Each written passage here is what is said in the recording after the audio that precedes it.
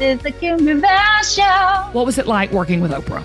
Being good at something is the way to build confidence. Over 50, as a woman, you have this freedom and independence that you felt like you didn't have in those 30s and 40s. And what do you think holds us back from really taking those risks? What's the worst that could happen? Do you think you're never going to get a job again? Back off, Jack. I have all year to figure out my new purpose. It's not what do you want to be when you grow up, it's who. Woo! You better stay in this because this is where the world is going. And why would you want the world to leave you behind? Hey y'all, Kim Gravel here, and it is time for the Kim Gravel Show. I have a good one for you today. My guest is a powerhouse businesswoman.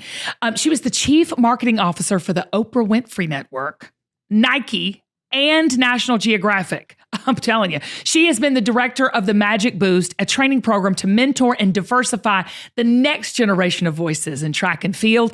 She's been on the list of 100 most powerful people in sports. She's been on the list of 100 most powerful women in cable and has been awarded Marketer of the Year. She is here to talk about taking risk. Oh, y'all, don't we need to hear that? Being a boss and getting your message out there. And the gender biases she's faced in the workplace. But here's the wild part. She's in her 60s. But this is another wild part. She has just returned back to school. She is attending Stanford University's Distinguished Careers Institute, and she's podcasting all about it on her brand new show called Lizness School. Let's welcome Liz Dolan. Oh my God, this singing intro kills me every time. Thank you so much. It's the best thing ever, and we spare no expense. I got to say, reading your resume, I thought, what in the world is, good Lord, I got too much to talk to you about. But the first question, just right off the bat, I'm sure you get this all the time. What was it like working with Oprah, and what kind of boss was she? Oh my God, it was really great. I was there at the very beginning of the cable network. So I was in the Los Angeles office. She was still in Chicago, but then she would come visit a lot. And, you know, I mean, you like when someone is the same person in the room with you as they are, you know, when they're out in public. And she was totally that way. Super. I felt like she really wanted to hear the truth about things. And I think that's the main thing you want in a boss. You just want someone that wants you to tell them the truth. And sometimes the more powerful you are and the richer you are, maybe you edit those people out of your life. But I never felt that way with her at all. So it was really a lot of fun. Plus, I got to have dinner in Montecito once, Kim. So, you know, career highlight. Did you ever get her favorite things, swag? That's the most important thing. Okay. I know. Well, no. Hey, you can't have it all, Liz. Can't have it all. Okay. I just, before we were on the show, we were kind of just chit-chatting and talking and laughing. First of all, your hair is fantastic. Your glasses rock. Your lips are everything. We got to talk about that lip color. And if I can make it, I need to know what color it is. Of course. How could I do any less than this? The lips tell me everything I need to know about you, because I have just come up with my new personal motto, right? So this was what I was getting ready to tell you earlier. I'm telling everybody, match my energy. I say to everybody, match my energy. If you're going to come work with me and be a part of my team. And your personal motto is stay noisy. I bet that's about the same thing. I think we might be twins or sisters or separated at birth somehow. Is that possible? Yeah. Tell me I think I know what that means, but you got to tell me what your personal motto, stay noisy, means to you. Okay. I love that. The thing about Match My Energy, what I love about that, on Satellite Sisters, the podcast I do with my sisters, we have a newsletter that is called Pep Talk, because we feel like that's part of our job, to put positive energy out into the world. And I feel like you are a full-time pep talk. Okay. You are just a living, breathing pep talk. So good for you. I try, right? Yeah, I mean, to me, it's hard sometimes, but no, for sure. Stay noisy. Stay noisy. Oh my God. Stay noisy. I sort of came to this about halfway through my career. I realized, and I think women have a tendency to do this. We hold back a little bit, thinking maybe other people really are smarter than we are, or we don't speak up in meetings, or we don't really let our full ideas be heard. And I got to the point when I was like, well, in my 50s, where I was like, no, this is crazy. These people aren't any smarter or more creative or more anything than me. So I just really need to put my ideas into the world. And it particularly happened, I mean, on Satellite Sisters, we used to say that all the time, just speak up for what you really think. But also I had a bad corporate experience with a company I was on the board of. And and I was tempted to just quietly go away, Liz. Just don't make a big deal about it. And then I'm like, wait a minute. No. So that's when I really started using Stay Noisy as a banner. Well, and I love it. Like I said the other day to my son, who is a senior, he's getting ready to go to college in a few months, and he's kind of nervous. And I said, listen, go let your freak flag fly. And he said, Mom, that does not mean what you think it means. So I'm going to tell him to stay noisy. Well, I think what the kids say now, or what you hear in workplaces now, is bring your full self. Right? Okay. Well, that sounds more intelligent. So yes, I'm going to use that. Bring your full self to work, bring your full self to school, just bring your full self to your actual life. But why do you think we don't do that, Liz? I mean, because there's a lot of people listening to you right now that is in our age demographic, women who are, I don't know, single again, empty nesters. They have their time back, okay, from their families or whatever the case, the circumstance. It's like over 50 as a woman, and I want you to speak to this, you have this freedom and independence that you felt like you didn't have in those 30s and 40s fully. What do you say to that? I completely agree with you. You know, in your 30s and 40s, I'll just speak about myself. Go ahead, so that girl. I don't have to cover all women. You can, but you know, it does apply. I think in there, especially in those career years, you just want to make sure you're accepted into the group, that you're making progress. If there's a ladder, that you're kind of climbing it, you're not making any enemies. And so I think women especially are encouraged to edit ourselves all along the way. Also, sometimes even when we do try to stay noisy, they're not listening, Kim. Have you noticed that?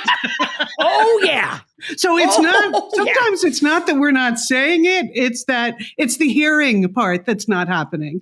And I think that for me anyway, once I got into my 50s, I was like, yeah, I'm not holding back anymore. This is ridiculous. And it's not stay noisy in the sense of get mad about things. It's no. More say what you really think. Don't edit yourself. Don't assume that other people know more than you do.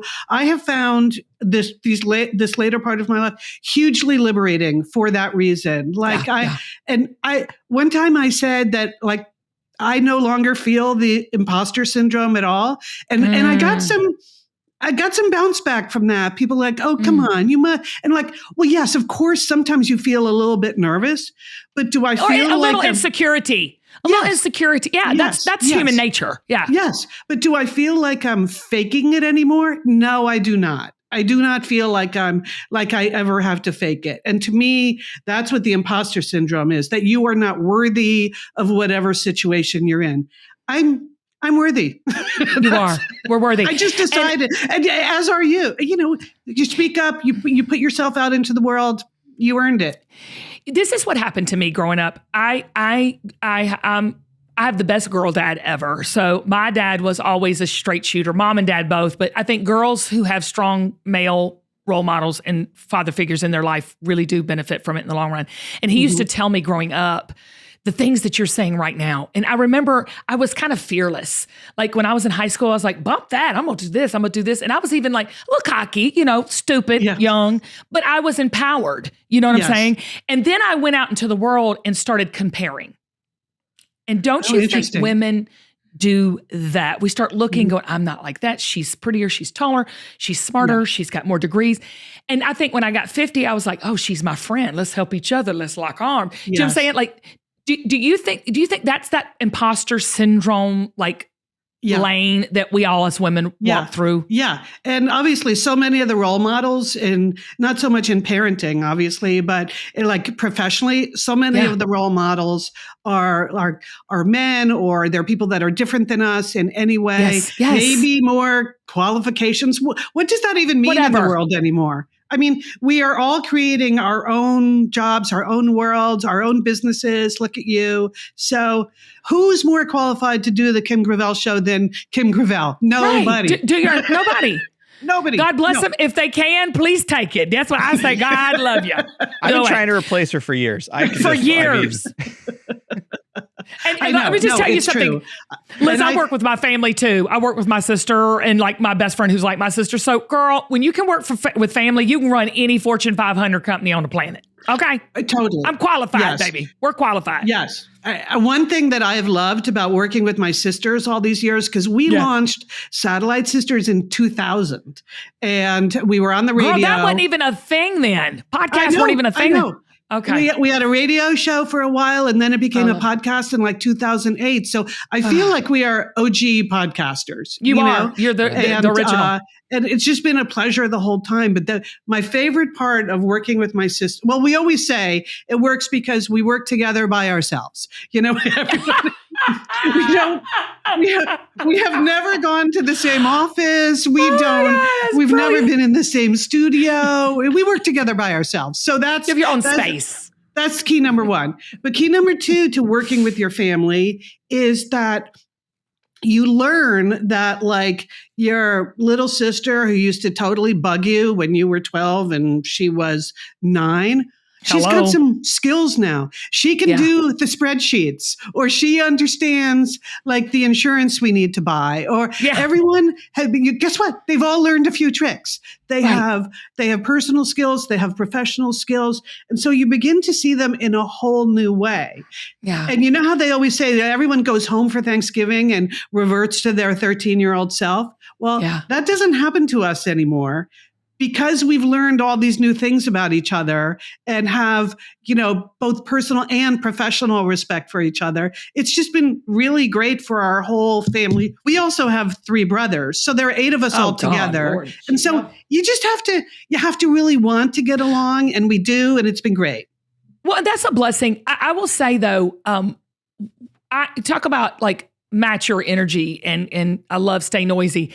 You are such a life force. I can just tell talking to you right now. You're so nice. I'm like, I'm really not that nice. People think that it's a really big misconception. I'm very you're real. Loud, whatever. That's it. Thank you. I'm earnest. I'll take that. There's another motto you have. You say it's never too late. And I'm telling you, you are speaking to the Kim Gravel Show audience right now. Mm-hmm. What do you mean? I think I know what you mean. What? Yeah. Preach to us about that it's never too late, Liz. Yeah. I love that. Well, I feel especially for women in our 50s and 60s, I mean, maybe the world wants to tell you that you're washed up or that like whatever you were doing, just stick with that, just ride that to the end. And I have not found that to be the case at all. So look at me. I'm back at school. I was going to say. I went to college in the 70s and have not been back in school since then. I never went to graduate school or anything. I've just been working and doing things. And last year, sort of at the end of the pandemic, I started to feel like I have to do something dramatically different with my life. I think I was going to say, how did you do that? I know, but I was like, how did you get to Stanford University? I mean, Stanford has this program called the Distinguished Careers Institute, where they take 40 fellows a year, and we come to Stanford and we get to take whatever we want at the whole university. I can go to the med school, Kim, if I want to. I can go to the law school. I'm not doing any of those things in the first quarter. But they just created a special program where people that have far-ranging interests, but are trying to think about what is their purpose for this next phase of your life? Yes, exactly. I hear. Okay, here's what I heard. Maybe because I'm a marketing person, I love when people have 3 good pillars of their business. And so the DCI is 3. They said this is about purpose. This is about community, because we're in a cohort of 40, but we're in this larger university community, which is so broad and fun and diverse. And it's about wellness, because we're at a stage in our lives where we just can't not pay attention to that. Right. And so I was, home alone in Santa Monica, trying to dig my way out of the pandemic. I had also injured myself badly in an accident. And I was like, that is exactly what I need in my life right now, that combination of things. But the idea of leaving the work I was working on, moving to Palo Alto. It's a leap, but I don't know. Are you back in a dorm room? Are you back? I mean, are you in your dorm room now? I'm in a low-end furnished apartment. It's okay. I'll take it. The one nice thing about it, it's pretty much looks like a West Elm showroom in here. If I could show you around, it's nice. Like West Elm sample sale, and that's I'll take that if it's already decorated for me. And yes, okay. The idea of you stepping into Stanford and risk taking, has that been a thing that's defined your whole career? Yes. Talked about risk taking. For instance, like you mentioned that I was chief marketing officer at Nike. I was, and I loved it. And you can imagine that's a super fun job, very satisfying. And I was there for 10 years. So that was my 30s. But I actually went in and I quit that job on my 40th birthday because I just wanted to do something different. And what I had in my head is the idea of starting a women's talk show that ultimately became Satellite Sisters. But this was 1998. And I remember saying to people, they would say, how could you quit a job like that? And I'd say, well, I have this idea that women need to be heard more, and I'm going to work on that. And people would say, no, seriously, what are you going to do? What's going to pay the bills? Yeah. Yes. People were looking at it, yeah. I know. So I look back, I did do that. I have quit some really great jobs in my career. Do you regret it? No. Okay. I understand that I was in a fortunate position in that, like, I'm a single woman with no kids. I'm not putting anyone through college. I don't have a lot of bills. Look at me in my little student apartment. I feel like I have a pretty low overhead. But also I had been successful in my career. So I knew I could afford to take a few risks. And I understand that many people are not in that position. But that put even more pressure on me, Kim. Like, well, if I can't do it, who can? I can really try whatever I want. And my friend Rosemary would always say to me, what's the worst that could happen? Do you think you're never going to get a job again? And I'm like, no, I think I could get another job if I wanted a job. So I'm here at school for a year. Hopefully this will help me think about my purpose and what I want to do. Sure. But I don't think that purpose in this phase of my life is going to be going back to some corporate job. That's what I was going to say. Like, what does purpose mean to you? Because I think that's the big get in life for all of us. I think we're always on the journey of finding our why. Yes. Yes. Even in my career, Liz, I always say when we're developing product or talking to the team, like, why the buy? So why the life?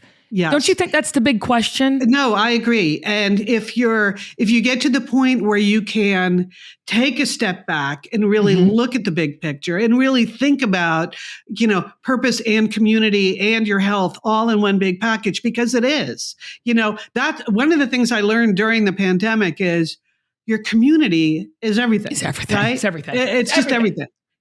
Whether it's your family, I'm super tight with my family, but also my circle of friends, neighbors in my building, all of those kinds of things. We crave it. We crave connection. We crave it. Yeah, absolutely. Community. Yes, ma'am. So you asked me about my purpose, and what I said to them when I arrived here a month ago is, back off, Jack. I have all year to figure out my new purpose. I got time, baby. I got time. But I'll tell you what I know I love, and I've really discovered over the last 10 years that I love is the working with young people or small businesses or things who have like a lot of good ideas, but there are barriers in their way to achieving what they want to achieve. Like you mentioned, the Magic Boost program. So that's a program that I run with a couple of my friends. There are a lot of great young content creators in the sports world. They're great. Tons. And, and they tend to be, especially women and people of color who do not have the same sort of path into some of these companies or ways of figuring it out. So this program helps those kinds of content creators find real jobs or start real businesses in the media landscape, which, as you know, is so crazy now. Like, do you want to go work for NBC or do you want to start your own thing? You can do either. So coaching these young people to make these fearless decisions about their own careers, I find that I've really, really enjoyed that more than anything else. On your website for Magic Boost, I was looking at it earlier today, and you have the stat right on the cover that women reporters are only 14% of sports reporters. That's shocking, that's crazy. Honestly. I know. Yeah. It's shocking. These kind of programs where the kids are lost.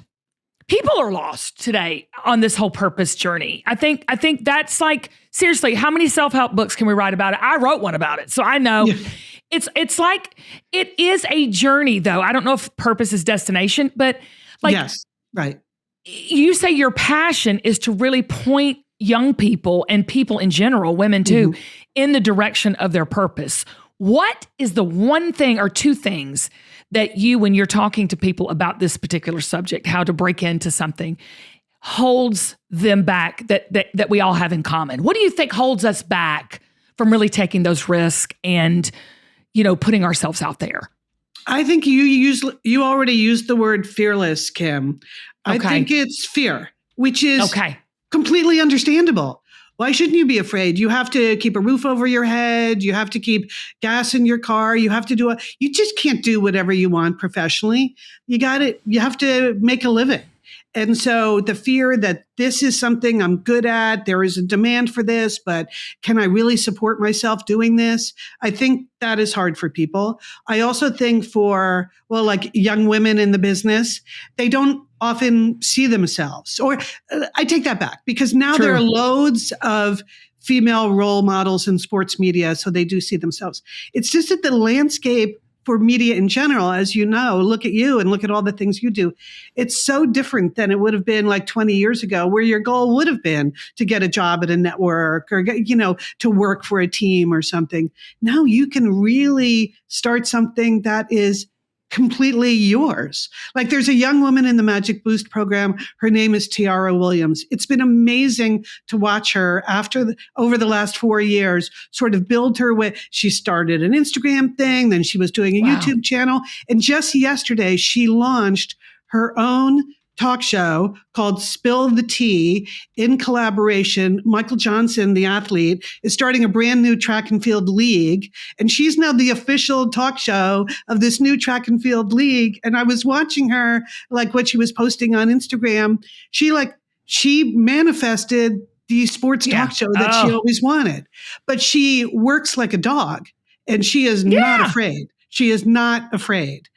For young people working in the media landscape, you have to be totally fearless because it's going to change and change again and change again. So if you're afraid, find some other kind of business to be in. We're going to take a quick short break, but when we come back more with Liz, I've got some questions about is TV dying, and purpose and so much more. Come right back. So much. Have you noticed how the days are shorter, but your to-do list aren't? If you're like me, then your busy schedule gets in the way of making foods that you crave. That's where Factor comes in. Y'all know I love my Factor meals. Their chefs do the shopping and the chopping and to bring you fresh, never frozen, fully cooked meals right to your doorstep. All you have to do is heat and then eat. All of their meals are dietitian approved, so you know you're getting the nutrition you need along with the fall flavors that you are craving. Every week, a box of never frozen meals arrives to your door. You put them in the fridge, and then you just heat them up in 2 minutes and you eat. It's that easy. No prep, no mess, no shopping, no dishes to clean. And they are using premium ingredients like filet mignon, shrimp, and blackened salmon. Oh, I'm getting hungry. So if you haven't tried Factor yet, then now is the time. Head on over to factormeals.com/Kim50 and use code Kim50 to get 50% off your first month and 20% off your next month. That's code Kim50 at factormeals.com/Kim50 to get 50% off your first month and plus 20% off your next. This is your age of possibility because QVC is celebrating women over 50, and it's about time someone did. Seriously, y'all, I am so proud to support QVC's mission because that's what I'm all about, inspiring you to love who you are and remind you that we're all in this together. And QVC's got products and brands made just for you in this next chapter of life, including a little Belle by Kim Gravel, y'all. Our Jingle Bells holiday collection cannot be missed. Our sequin blazer, to die for. QVC believes that aging does not define you, and it doesn't. It's about the next chapter, the next adventure, the next possibility. This is the age of possibility, y'all. So discover more at qvc.com/Kim Show to learn all about the ways that you can be supported and celebrated this holiday season and beyond. That's qvc.com/Kim Show and join me on our age of possibility. Did you know that the average American spends 90% of their time indoors? Did you also know that indoor air can be up to 100 times more polluted than our outdoor air? According to the EPA, indoor air pollutants can cause respiratory symptoms like sneezing, congestion, scratchy throat, and even more serious health problems like lung and heart disease. Gosh, that is scary. So what's the solution? Well, I'm excited to introduce to you Air Doctor, the air purifier that filters out 99.99% of the dangerous contaminants so that your lungs don't have to. This includes allergens, pollen, pet dander, dust mites, mold spores, and even bacteria and viruses. Air Doctor comes with a 30-day money-back guarantee, so if you don't love it, just send it back for a full refund, minus the shipping. So head on over to airdoctorpro.com and use promo code Kim, and you'll receive up to $300 off air purifiers. That's an insane deal, y'all. And it's exclusive to the podcast customers. You will receive a free 3-year warranty on any unit, which is an additional $84 value. So lock this special in by going to airdoctorpro.com. That's airdoctorpro.com and use promo code Kim and breathe easy this winter with your Air Doctor. All right, we're back. Liz is with us, and we're talking all things purpose, risk-taking, put yourself out there, and staying noisy. I love that motto. I'm going to adopt that one, too. We're letting freak flag go. We're adopting stay noisy. Mm-hmm. Liz, TV is dying, or that's at least what they're saying. Are young people not even trying to get on major TV network anymore? I mean, seriously, like, is the wave of the future technology? Yes, for sure. And now all the technology is changing too. So, think about it. When you're in our age group, Kim, we lived through the transition from the analog economy to the digital economy. I remember. And now I feel like we are living through the transition from the digital economy to the AI economy. I love AI. You love it? I love it so much. Oh my gosh. I just tell you for embracing the new technology. What's not to embrace, honey? This is a miracle worker. Because, okay, can we talk, because you're taking an AI class, right? Yes. Yes. Okay, tell us all about it. If I'm at Stanford, then I should at least leave here in a year understanding artificial intelligence, even if I don't know how to build a large language model. I'm not even so sure it's artificial. I'm serious. Like, it is so You are a fantastic. believer. I like it. I'm bought, and look, and some people are like, because, I'm in the South and my mom's like, that ain't nothing but the devil. I'm like, well, honey, there's some angels up in here too, because that has gotten me through many presentations, AI. Let's talk about that because so many people don't understand it. My son tried to explain it to me, Liz. Is this true? He's like, Mom, it can't create. It can only make what you create better. Is that the truth? Yes, I believe that. And right now, maybe it can't even make it better, but someday it will be able to do that. Right? I mean, sometimes it can make what I do better. It can make what I do better. Okay, maybe it makes you better, but sometimes it might make you wrong, Kim. Like, wow, that's true. I was talking to a friend last night about the World Series. He's like, I was checking something in like ChatGPT about the last time two teams, blah, blah, blah, blah, blah. And the answer that came back was just completely false. So you got to be careful. Be forewarned. But the shortcoming for creative people, you're obviously a creative person. I like to think of myself as a creative person, is exactly what your son said. It can't do anything original. It only knows what has already been fed into it. So you just have to bear that in mind. And so don't be afraid of it, because I'm just a big believer. The human being, we may not be faster, or we may not calculate but we will always be the ones that can be more original, which is why you need to prioritize those kinds of skills. instead of, it's a good thing I'm not like a accountant. Right. We need more views in the world. Whatever, because really the robots are going to do all of that now. And we just have to be our original creative selves, which I think is good for people like us. Well, and it never ends, right? It's prolific. Creativity is something I think for a long time, even like through the 80s and even a little bit of the 90s, how can I say this without getting like lambasted here, Liz? It was a little copycat. I think now the age of real, true creativity as far as art and because we have the tools. We have the tools. That's what I'm trying to say. Well, we have the tools. Can I ask a question though? I want to push back on this a little bit because I feel like I'm a little more AI skeptical than you, Kim. And like, is it dehumanizing? No judgment. Are these tools taking the human out of some of the art? And I don't know where I fall on this. I've been thinking about this a lot, and I'm really curious to know your take. Here's what I think. I'm actually taking a class next semester that's called The Sociological and Economic Implications of Artificial Intelligence, which I know sounds like a huge mouthful, but it's just, that's the part I want to know is, how is it going to change the landscape? Because there are lots of people that will no longer have jobs. And I think we really have to come to grips with that as a nation and as a culture. What are we going to do about that? And can AI replace a lot of the things that even creative people do? Like if you're obviously writers in Hollywood are worried about that. People that are artists and do animation, they're worried about that. So it is going to be hard. People are really going to have to fight for their gift to be shown and for there to be a market for what they do. Because for a lot of people, what they do. Let's just talk about self-driving cars. I don't trust that at all. I'm a huge fan. That's so funny, Kim. That's ridiculous. Now you won't take a marketing thing and write a marketing shit, but you get in a car that don't drive. It's no person in it. No, I don't trust that. Okay. That is funny to me, Kim, that you would trust AI to write your presentations, but not to drive you to the train station. No, I don't. No, ma'am. Full disclosure. Totally fearful of that. Yeah.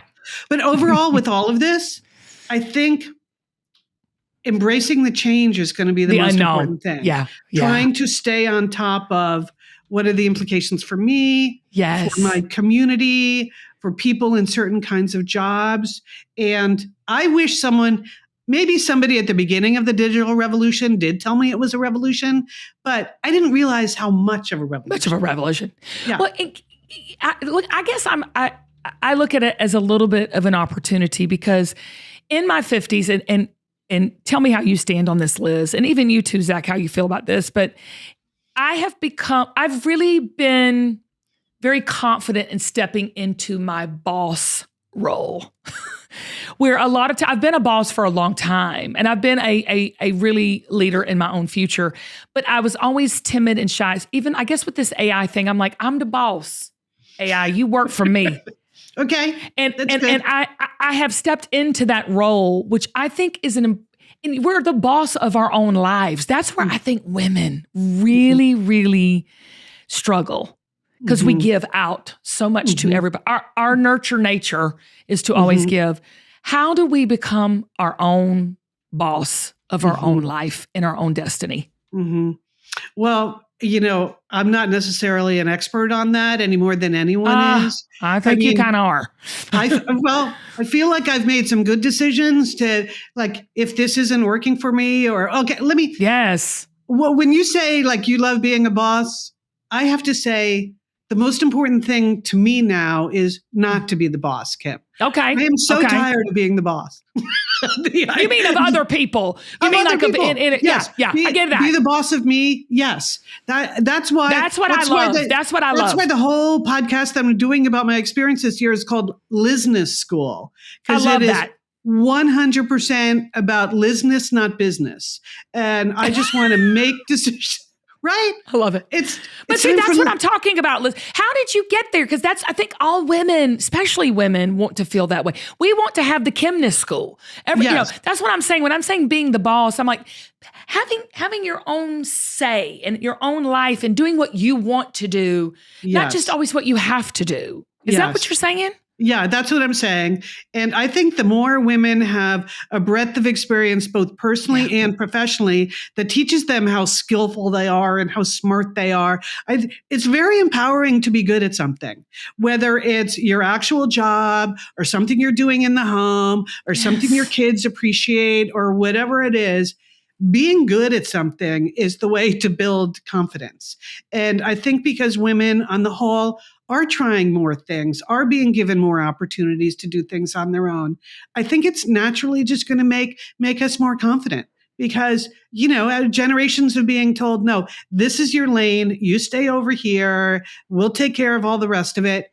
I mean, obviously we're over that, right? And so it's empowering to be good at something. Well, that's what I was talking about. You are totally a boss. I mean, I know you don't think, but you are because you are leading by example. It's my friend said being a good parent, she's not a parent. Okay. Yeah. She said being a good parent is not about what you say or do, is who you are. And I think being who you are, Liz, is giving a lot of people this empowered position in their own lives. Well, thanks. Seriously, I was thinking about this the other day because in 2001, my sisters and I wrote a memoir together about what it's like to grow up in a big family. And all 5 of us did different essays in the book. And it was really fun to do. Though, talk about working with your family. There were moments in that process. Could have gone more smoothly. But anyway. I know exactly what you mean. That's all you need to say. Got it. Anyway, there is an essay that I wrote. The book is divided into 5 chapters about what we call the uncommon senses, which is sense of connection is the most important sense. Sense of self, sense of humor, sense of adventure, and sense of direction. Right? Nice. Those are the top 5, right? That's a good list, right? Your sense of connection is always the most important thing in your life, but that's nothing if you don't have a sense of self. Anyway, so in the final chapter in Sense of Direction, this is 20 years ago, I wrote an essay that was titled it's not what do you want to be when you grow up, it's who. Woo! And it explores... No. Stop. Say that again, girl. You said that too fast. It's not what do you want to be when you grow up, it's who. Stop. And I sort of impressed myself looking back at that. I was like, that was a big idea 20 years ago. I think that people know that now. It's a big idea now. No. It's a huge idea now. I do. Come on, Liz. Why you saved the whole time we've been talking, you saved that to just now? Y'all, we have to stop on that for a hot minute. That is something, you need to write that book, my love. That is huge. Say it one more time for the people in the cheap seats. Okay. It's not what do you want to be when you grow up? It's who. You need to write a whole school curriculum to all young people, to girl. Okay. And thank you so much for joining us on the Kim Garrett Show. Next week, we'll be talking. But, I hear people talking about that all the time, using all kinds of different language. But it's like, who are your role models? Where do you get your values? No, you don't. Okay. Then let's talk about it some more. Yes. Liz, girl, I'm an intuitive. I'm a person who, I don't get lit up much. Okay. Mm-hmm. But when I do, my spidey senses go, that is so profound and it's a big concept too. So it is. It's not what you want to be when you grow up, is who. Mm-hmm. How do you figure that out, Liz? Mm-hmm. We ain't got that much time, but give me a little teaser. Well, obviously this is the lifelong journey that we're all on, is getting more connected to the things that we want to model in the world, right? Yes. So in the context of that particular essay, I wrote about the people in my life who were teaching me specific things that I thought I would like to be more like my Aunt Virginia. I would like to be more, and I picked out certain people in my life and some of the traits they had, or just the values with which they lived their life. And I thought, okay, that's on the list. I'm going to add like a touch of Aunt Virginia to a skosh of Yeah. a swirl of my dad and maybe some other person in public life that I liked, and just sort of identifying the people that are really living their values and how are they doing that? Paying attention to how they are doing that and making sure you're doing that in your own life. Now, I'm not saying I was ever really good at it, but I had already gotten to the point where I realized what your job is, aside from the practical things of, yes, you need a roof over your head, you need gas in your car, you need all those things. I'm not saying, but the real skill, where you're going to find your purpose is in your values. It's not going to be in your, job description. Right. That is like when somebody says, what is your purpose? My purpose in life is not what I want to be when I grow up, but it's who. That is your purpose. Yes. You've just defined what is, because I don't think anybody can say your purpose is, you just defined it. Yeah. That's it. Yeah. But I think there are a lot of people, I think it's very hard for young people now in an economy that is changing so quickly. It's so expensive. Just be so focused on what is their job, like what is that is their identity. But I certainly did that when I was there. My job, my career was my whole identity, Kim. It totally was. And some people, it's their family. Yeah. If you're in that stage of life where you're rearing children and all that, maybe that, because a lot of people say, well, my purpose in life is to be a mom. I'm like, no, it's just what you do in your purpose right now, but that's not your purpose. Oh my gosh. Liz? I'll tell you something funny. I told you about how I quit my job on my 40th birthday. So, I mean, that was bold, right? Total. Especially because it was Nike. You don't leave Nike. It was such a great job. So, and my boss at the time, my boss was Phil Knight, who was the founder of the company. Oh, so Lord. That's who I had to quit to. It's not like I was, anyway. So I remember sitting with him and saying, like, I've just decided I need to move on with my life. I love it here. It's been great, but I need to try some new and different things. And he said to me, but you can't do that. You're not just Liz Dolan. You're Nike's Liz Dolan. That's how everyone in the world knows you. And I was like, wow, if you wanted to say the one thing that would 100% convince me that I am doing the right thing, you just, but whether it's, so I was Nike's Liz Dolan, that's kind of a grandiose thing, but everyone has a smaller or a different version of that where you're the one who always gets stuff done in the office, or you're the one that is not enough. I think we all know that it's not enough, but we don't know what to do about it. So you have to be a little fearless. And you have just described every single mom or grandmom or sitting at home, but they feel like they're just Bo's mom. They're just Jenny's mom. Yeah. Girl, I don't know what this is about, but please write the book, or at least AI it so I can buy it. Okay. I will talk to my chatbot as soon as we're done and see if my chatbot can get started. Okay, Liz. Can I break in for a second, Kim? Can I ask Liz a question? I have a question that you made me think of, which is you're still introduced on the show as former chief marketing officer at Nike, right? This title that you sort of ran away from is still in many ways sort of defining who you are. Like you have a huge title like that. Yeah. That's going to be part of, that's going to be the first line in, every presentation, every introduction of you. I thought you were going to say in my obituary, but good, you didn't. I wasn't going dark. But how does that make you feel? Because you did sort of run away from that, and you don't want that to define you anymore. And how long did it define you? You know what I mean? That's so interesting to me. That's such a smart question, because I didn't want it to rule my life, but is it helpful sometimes to have a set of credentials so you can get in the door places or get another job so I don't want to look like I'm some hero running away from prestige and money and power. And I like having a little bit of all of those things.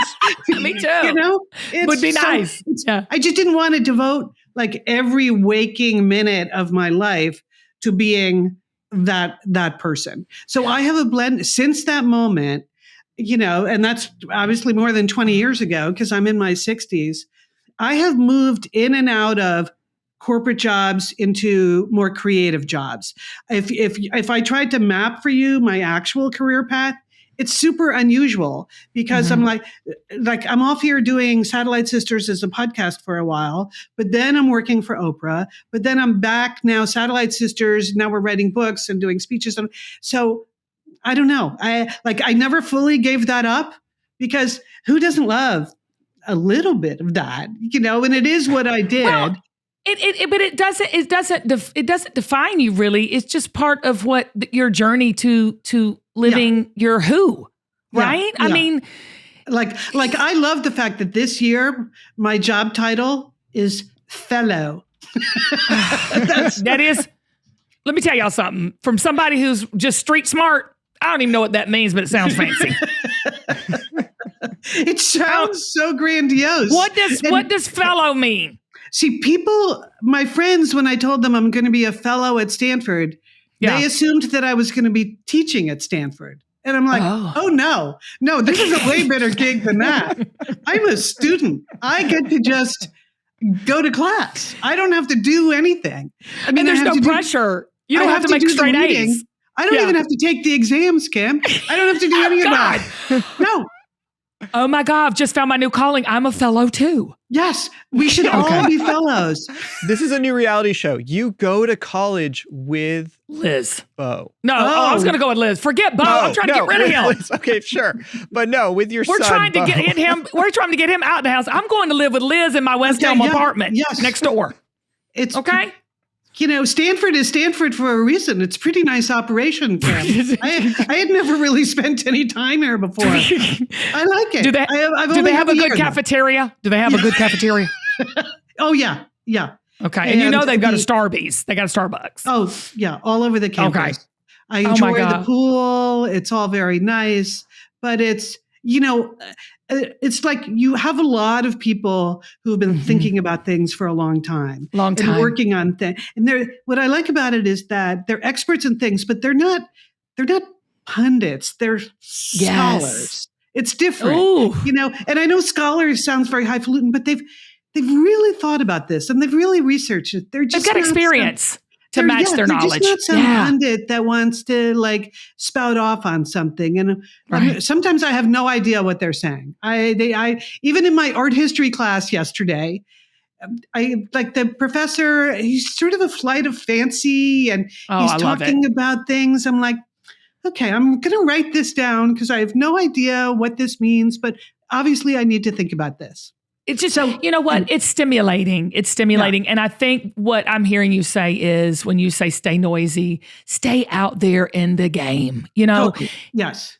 Keep at it. It doesn't matter. And, like you said, it's never too late too, Liz. It's never too late. Okay. That reminds me. So another thing, my sister Leanne, we talk about all the time on Satellite Sisters that because women in technology can often be a fraught relationship, right? Not so much everyone, but she's like, when I'm in a meeting with someone, and this is usually charity organizations and things she's done, but when people say I can't do that. I don't know how to do that, which is different than you saying you're hiring Zach to do it for you, right?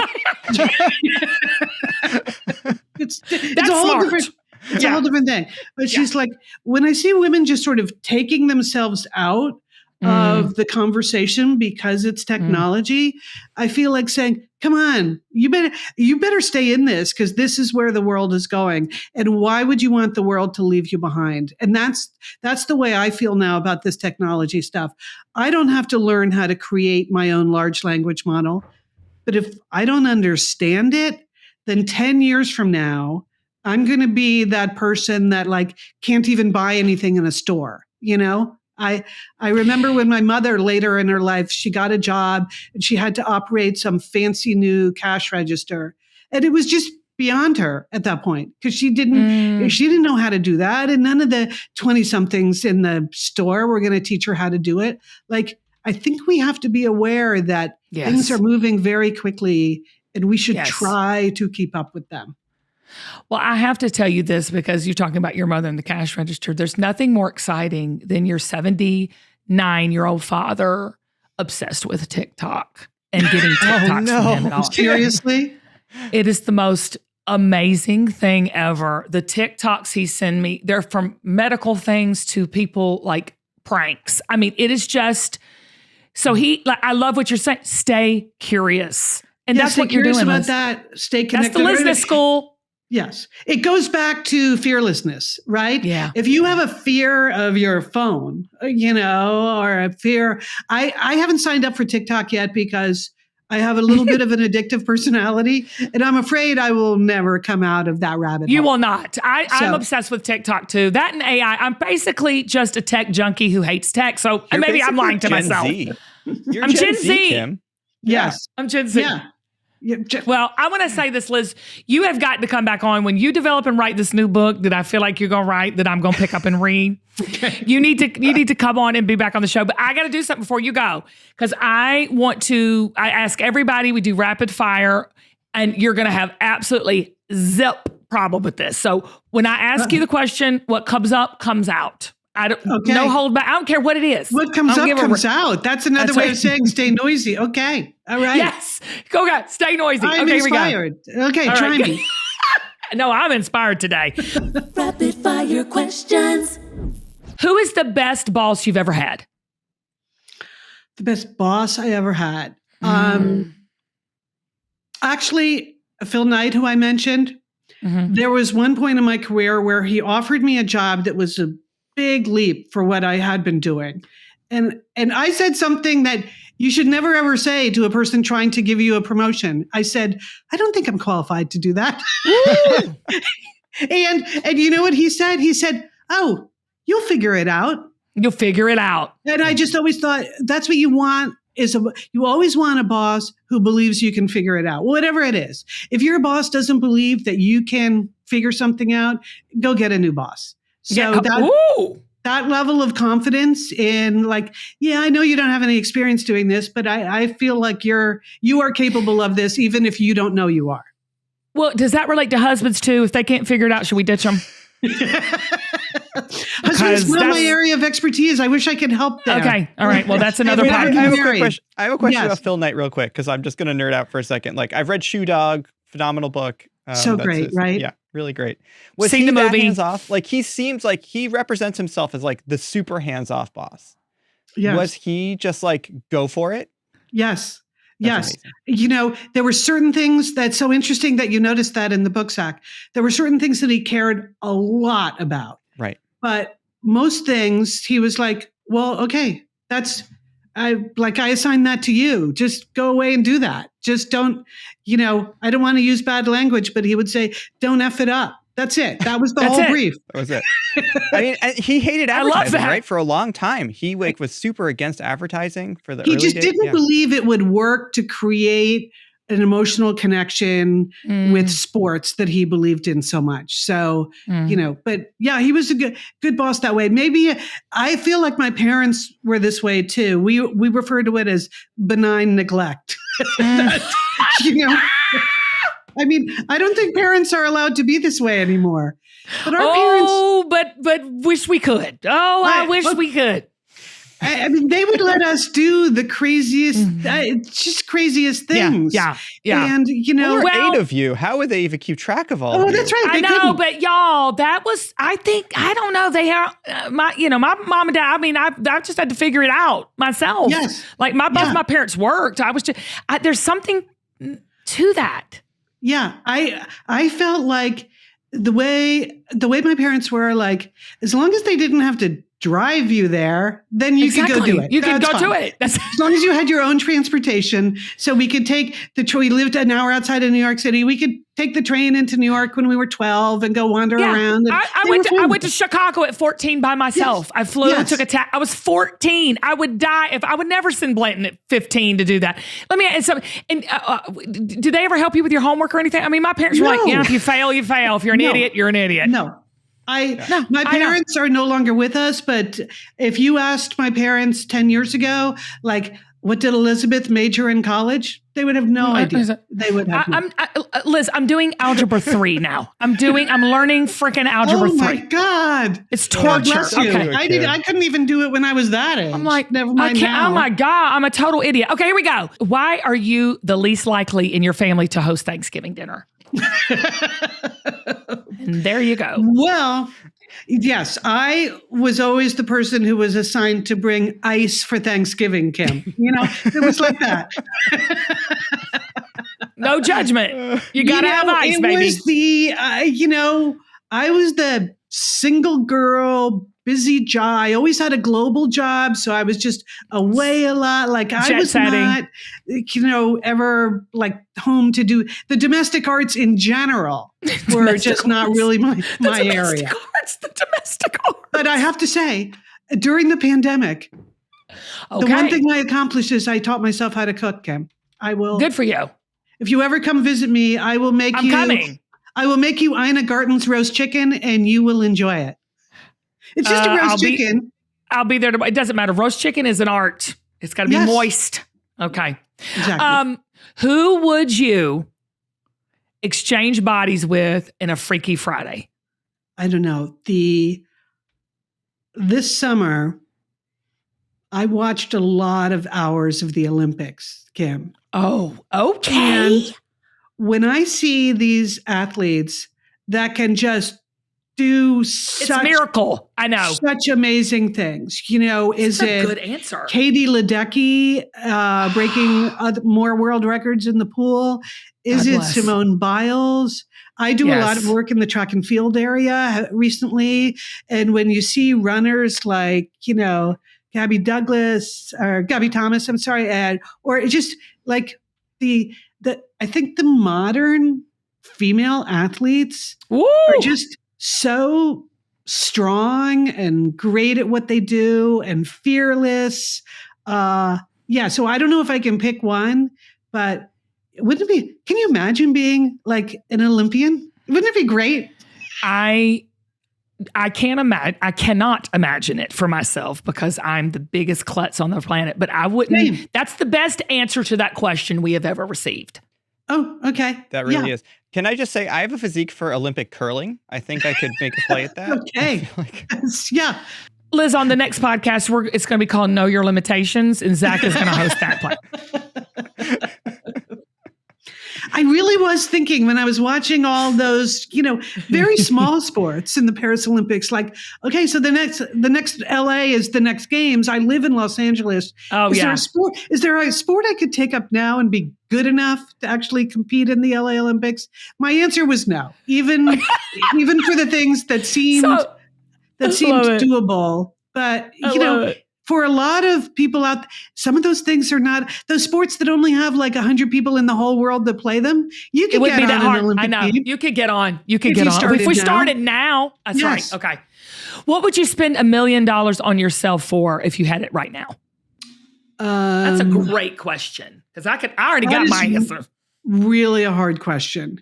Oh, is it? Okay. I could do like the pampering lifestyle thing, like a house at the beach where like every morning I was getting up and looking at the ocean and walking my dog along the beach. That would be nice. I say yes. Yeah. I say that's it. What was that show? Was it Pretty Little Lies or something where they all had these great houses right on the ocean? I know they were a lot more than $1 million though.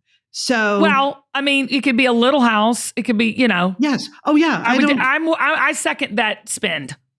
It's just me and my dog. It could be a shack on the beach as long as like it's the right beach. That would be Okay, what beach?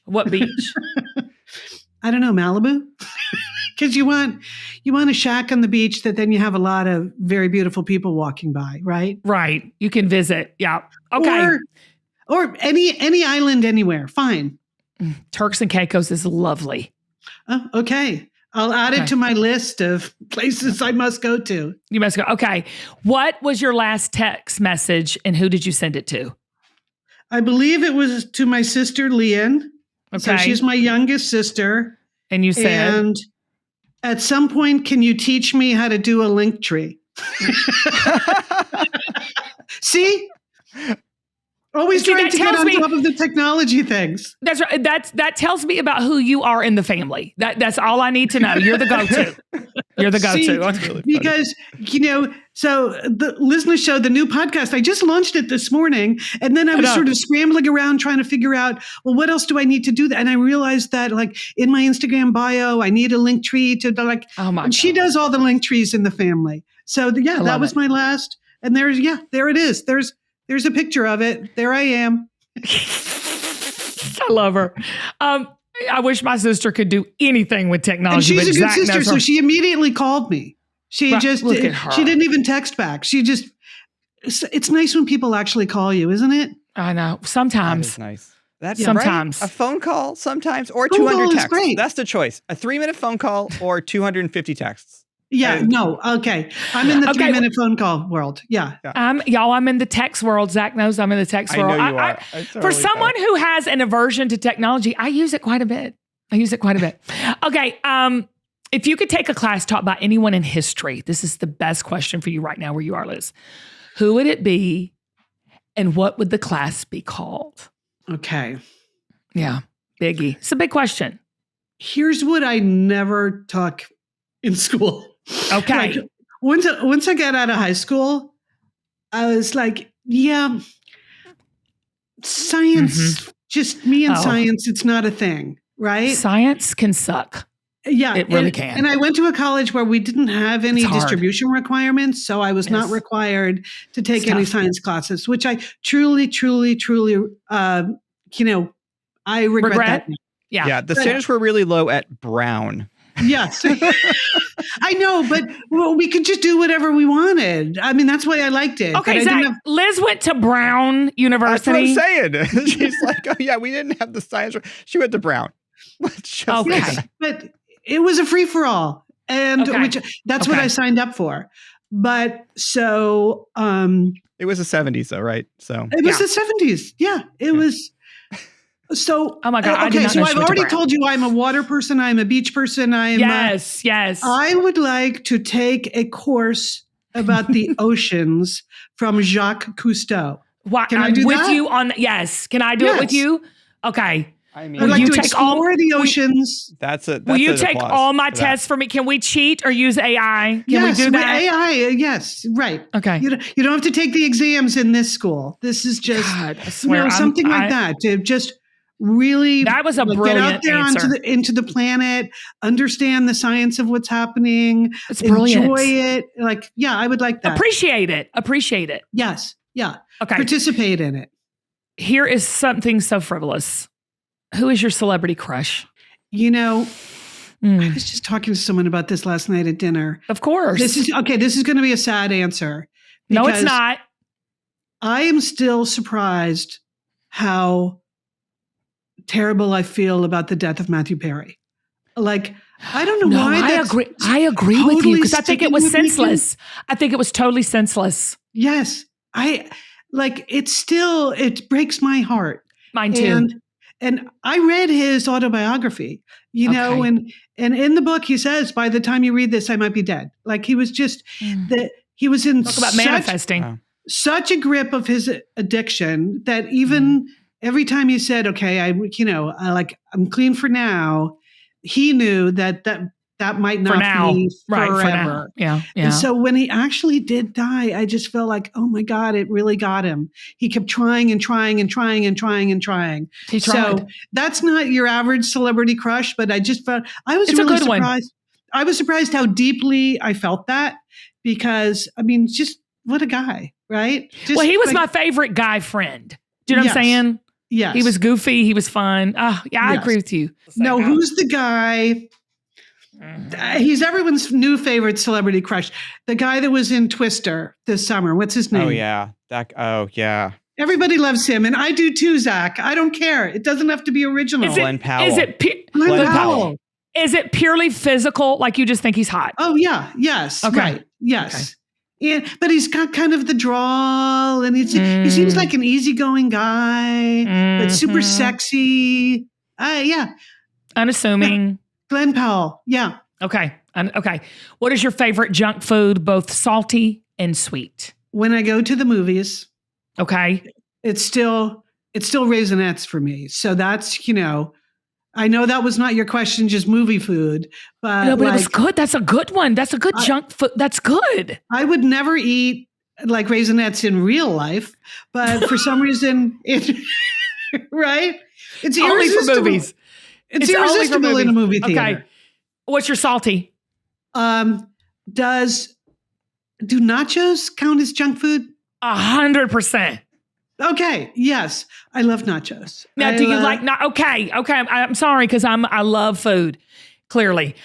Is it the cheap cheese, like the Velveeta, like cheese is probably not cheese? Okay. Yes. So you just like it just the down and dirty. Right. Okay. The down and dirty cheese and the jalapeno. Okay. So you want the kick. Okay. Yeah.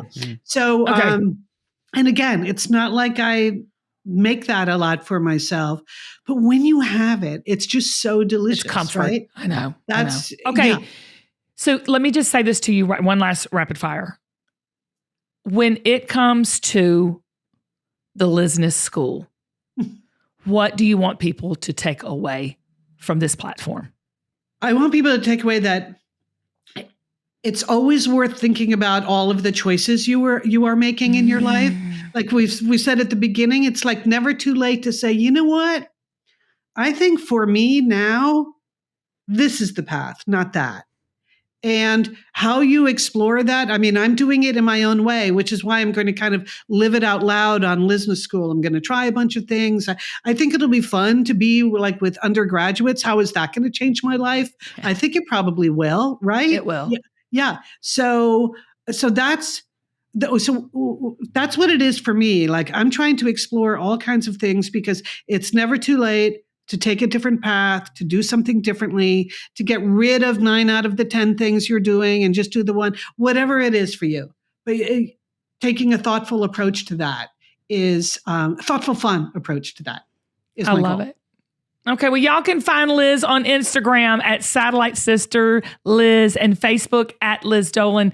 And make sure you subscribe to Liz's new podcast. All you got to do is go search your favorite podcast platform for Lizness. That's Lizness School. And you can also follow Lizness School on Instagram at Lizness School. Thank you for being here, girl. I'm telling you, you are one of a kind. I absolutely adore you. I'm just so glad we can finally do this. You're the best. Me too. You are the best. No, girl. Thank you, Zach. You are the best. We only rescheduled this like 16 times. We finally made it happen. And it was just as great as we wanted it to be. Yeah. It was even better, Liz. You are such a force. You are seriously noisy. Okay, well, back at you. Thank you. Okay, that's why I'm here. Keep us posted. I'm going to go follow you right now. You're unassuming. You are. You're. But you have got so much wisdom, sis. Did you just say Lizdom? Oh, hey-o. I'm immediately trademarking that. You're in your new Stanford apartment, right? Yes, I am living in a little student apartment in Palo Alto, California. I had to rearrange a few things so you weren't looking at my bed, my kitchen, and my desk all at the same time. Liz, I'm technologically like a kindergartner, so if you like this episode, here's another one I think you're going to love. Zach, how long am I going to have to point at this? Is this enough?